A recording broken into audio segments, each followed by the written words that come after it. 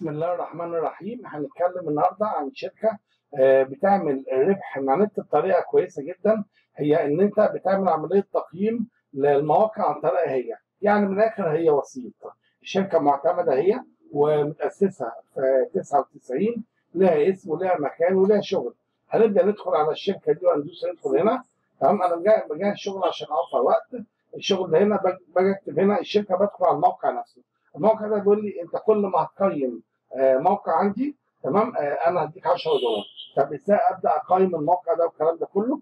بدخل على رايت ريفيو اللي هي كتابه التقييمات، وابدا بقى ادوس عليها، بيبدا يديني المواقع اللي موجوده كلها عنده، وانا ببدا اختار اي موقع منهم.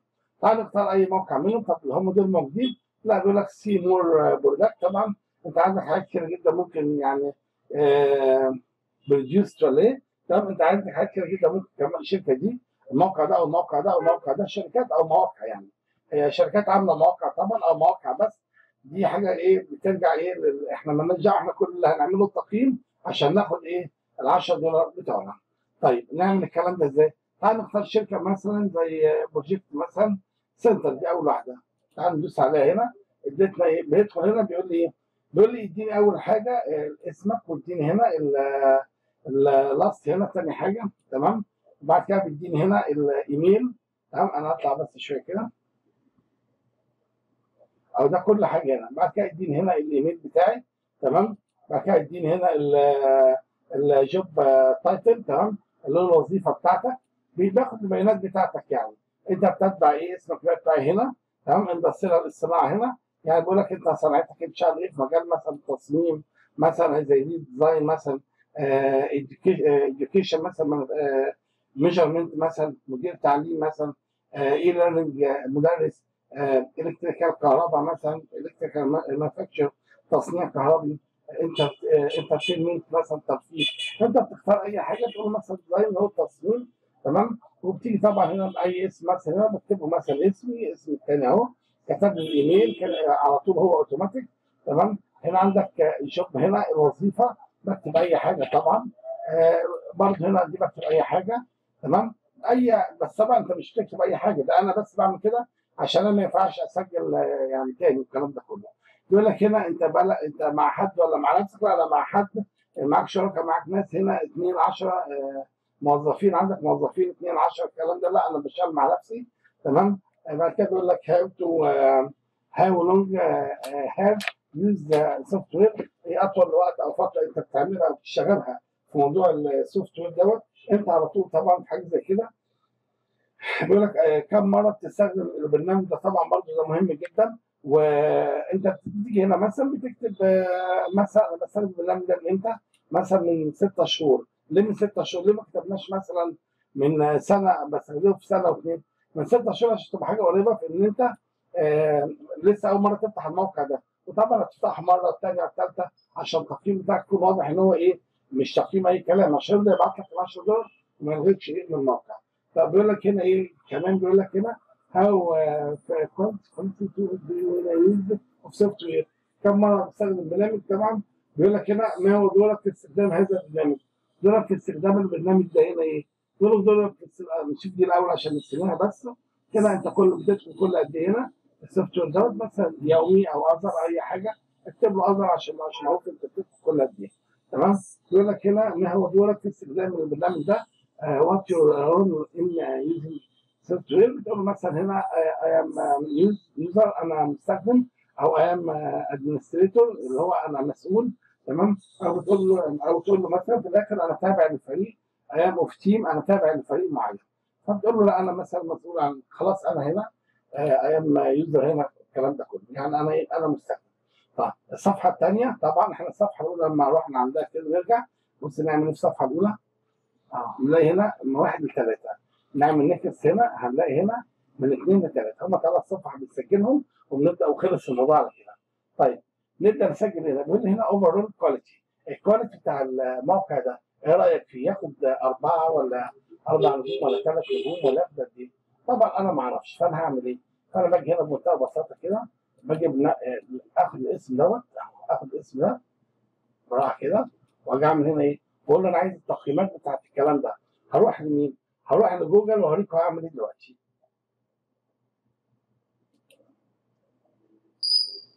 باجي بفتح جوجل هنا ومثلا بالطريقه دي كده، واقول له يا عم جوجل انا عايز بس ايه، انا عايز اكتب هنا عندك مثلا التقييمات بتاعت الموقع ده، وعايزك تقول لي ايه، عايز تقييمات والكلام ده. هيقول لي حاضر تعالى خش على الموقع هنا واتفرج على التقييمات بتاعته. اقول له تعالى نتفرج على التقييمات بتاعت الموقع اللي احنا كنا واقفين عنده ده، اللي هو ايه، اللي هو البروجكت سنتر ده، او هو نفس الموقع هو واقفين عليه. يقول لي الناس هنا بتقيمه مثلا ايه، ده في كذا تقييم ليه على فكره، ناس كتير جدا بتقيمها. ناس بتقيم هنا، كل واحد بيقيم ايه، احنا مش هناخد تقييمات الناس هي، لكن احنا بناخد ايه، بنقرا بيعملوا ايه وبنترجم في جوجل ومثلا ونبدا نعمل حاجه لنفسنا احنا. حلو الكلام. طيب تعالى مثلا موقع مش واضح عندنا، مثلا دخلنا على موقع من المواقع دي وبدانا نشوف بقى يعني الناس بتقيم مثلا الموقع ده ازاي، اللي احنا عايزين نقيم زي ما احنا ما نعرفوش وما بنعرفش برضه انجليزي قوي، فبنعمل ايه؟ بنيجي هنا على التقييم ده يقول لك مثلا هنا الايز اوف مثلا يوز مثلا بديله مثلا 7. طب هنا مثلا بيديله مثلا 7، ده بيديله مثلا 3 ونص، بيديله 4. هنا الفاليو اوف ماني. طب برضه لما بتيجي ترجع هنا بتلاقي الكلام ده كله هنا موجود، بتلاقي هنا الفاليو اوف ماني، بتلاقي هنا الايز تمام اوف ديفلوبمنت تمام. هتلاقي الحاجات دي كلها موجوده هنا. طب انا ما اعرفهاش، انا باجي هنا امشي في الناس، ده مقيم بكام، ده مثلا مديله ايه 3 نجوم، واللي بعده مديله مثلا اهو الراجل ده مديله قد ايه؟ مثلا 5 نجوم في ايه بالظبط؟ فحاجه اسمها مثلا كذا، يبقى انا هعمل زي ما هو عامل. طب يعني ايه، انا باخدهم كلهم بقول كلهم مديله مثلا، تعالوا نبص هنا كده، تلاقي مثلا في اول واحده في كواليتي كلهم مديله 5 نجوم كلهم.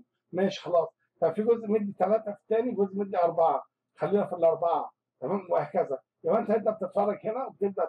طب في حاجه انت مش فاهمها هنا، تعمل ايه؟ يعني هنا عندك البي ار اس اللي هو ايه، بص الايجابيات. الايجابيات دي انت لازم تكتبها، دي ما بتتنقلش، لا تاخدها تعمل كوبي، او نعمل مثلا كوبي هنا اهو، ونيجي هنا مثلا نقول له احنا عايزين ترجمه يا عم جوجل تمام كده اهو، نيجي نقول له احنا عايزين ترجمه، فيقول لي عايزه من انجليزي عربي، هقول له حاضر. هاجي اقول له هنا الايجابيات بقى اللي انت بتتكلم عليها دي وريها لي، عشان انا مش هكتب زيها. بص الايجابيات اهو، البي ار اس زي ما قلت لك. في عقد تعتبر الشركه مثلا اي، هو كاتب حاجه ثانيه غير اللي احنا عايزينها، رائعه تتبع مشاركه مش عارف ايه الكلام ده كله. انت بتيجي الكلام ده خلاص تقول له مشاركه انا مش عايز. انت بتبدا تشوف بقى، انت مع نفسك بقى، تبدا واحده واحده، تبدا بقى تشوف التقييمات بتاعت ايه الشركه اللي انت عايزها. تمام. احنا بنجيب مثلا ملوش دعوه بالموضوع، احنا شغالين على شركه اسمها البروجكت سنتر، بيجيب مثلا بنقول لكم بس عشان ايه تبقى العمليه ايه واضحه صاد الكل. بتبدا تاخد هنا، بتدخل على جوجل وتقعد تكتب بقى. بتكتب ايه في جوجل بقى عشان تكون برضه العمليه واضحه؟ حضرتك بتكتب في جوجل تكتب هنا التقييمات بتاع البروجكت او الريفيو، التقييمات، او اهم حاجه ايه اللي انا كاتبها دي، ايه التقييمات بتاعت البروجكت دي. اهم حاجه تكتب تقييمات الشرايط دي، تبدا تدخل تشوف تقييمات هنا، التقييمات هنا، التقييمات هنا اللي انت عايزه. وبنرجع هنا طبعا بنبدا بقى ندي التقييمات، وبنعرفكم طبعا، وبنعرفكم ايه الموضوع دوت.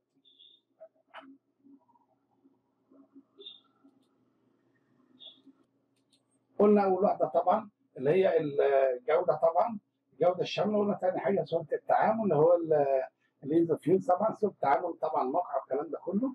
وبعد كده بنتكلم عن المميزات والعيوب. بعد كده بنتكلم هنا على الكاستمر سبورت اللي هو الدعم. الدعم هنا بقى مثلا بتديله ايه؟ تديله مثلا 4، لو هم كانوا مدينا 4 3 والكلام ده كله. فكده بيقول لك القيمه الماليه، القيمه الماليه مثلا برضه شوف هم مدين ايه واعمل زيهم. خليك في المتوسط مثلا تدي هنا 5 مثلا في حاجه مثلا زي صوره النشر. طب خلاص، انت كل ما بتزود هنا في التقييمات، في تقييمات بقى ثانيه زياده، كل ما تزود في التقييمات كل ما ممكن تزيد ايه في الفلوس هنا. طب بيقول لك هنا ازاي بتقارن الاسعار هنا، هاو دو هنا برايس، هنا بيقول لك هنا كومبير، ازاي بتقدر تقارن الاسعار دي، اسعار الموقع مع المنتجات الممثله. بتيجي مثلا بتدي له هنا بتقول له في الميد تراي، خلينا في الوسط دايما في كل حاجه. بعد كده بيقول لك اخر حاجه من مدى يعني انك تنصح صديق او زميل انه يجي مثلا موقع، اقول له قد 8، اقول له مثلا نكت هنا، يدخل بقى هنا على الصفحه الثالثه اللي هو انت شايفينها 3 من 3. اخر حاجه هعملها واكتب هنا صديق. ايه اللي انا هعمله هنا؟ هبدا اكتب هنا ايه؟ هكتب هنا اشوف هو عايز مني اسئله ايه واجاوبه. بيقول لي هنا في الاول في مقدمه كامله هنا فوق خالص، بيقول لي ايه؟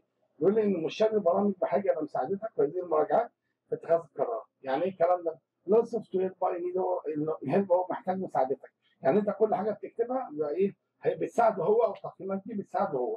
وخصوصا ان انت هتشوف دلوقتي حاجات احنا بنكتبها بنفسنا. بيقول لك هنا تايتل اوف ريفيو تمام، اللي هو ده عنوان للمراجعه بتاعتك.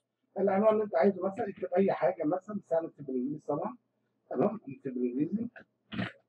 تمام، اي حاجه. يجي نكتب هنا مثلا، هنا بيشترط حروف 40. يعني ايه حروف 40؟ بيقول لك هنا ايه؟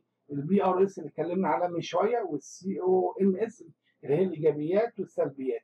ايه ايجابيات للموقع دوت؟ انت بتيجي هنا بنكتب ايجابيات. لو احنا كتبنا كام حرف كده مثلا 4، يقول لك لا انا عايز 40، فلازم تقعد تعمل كام لغايه ما تديله كام؟ ال 40 بتوعهم، فوق ال 40 يعني. ده بالنسبه ايه للايجابيات. السي او ان اس اللي هو ايه؟ السلبيات، برضه نفس الكلام، بتقعد تعمل هنا لغايه ما تعدي هنا ايه؟ ال 40. طب كتبنا الايجابيات والسلبيات وحطينا عنوان مناسب لينا.